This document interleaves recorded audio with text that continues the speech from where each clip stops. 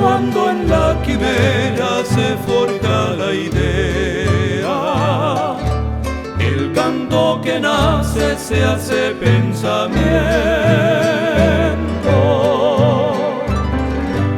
Entonces el cielo, el hombre y su tiempo transitan los surcos del campo y el viento.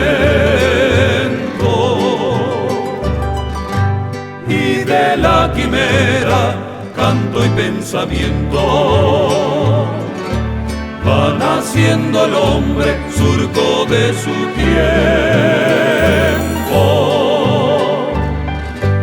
Y la noche queda detrás de la aurora, entonces el cielo se hace campo y viento. La luz, la alborada, arrastran los sueños y surgen banderas que no tienen dueños. América es una, morena y alegre, es voz y esperanza de los valles verdes. Y tiene guitarras que templan su grito, hechas de madera, curtidas en sangre, quebracho de estirpe que no tumba a nadie, coplas y jazmines, luchas y azares.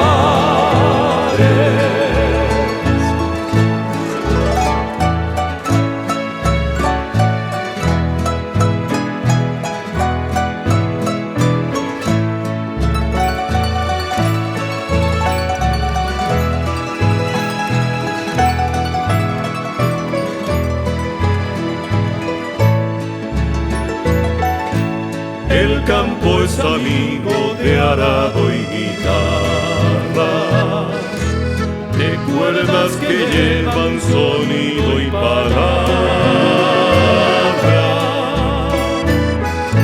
Se impulsan tristezas que son de invierno. En muy poco tiempo será primavera. Es largo el camino que tú has transitado, el mío es más largo después de lo andado. Te pido la ayuda de tus pies descalzos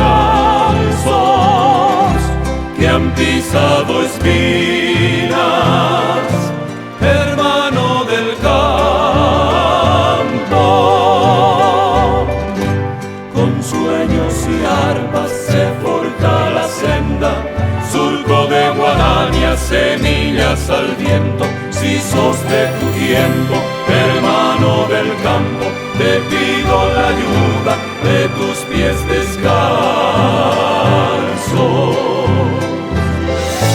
Si América es una y su grito es canto, si arado y guitarras te llevan ideas, dale tú la mano, tu voz de guaranías, dale la plegaria de tu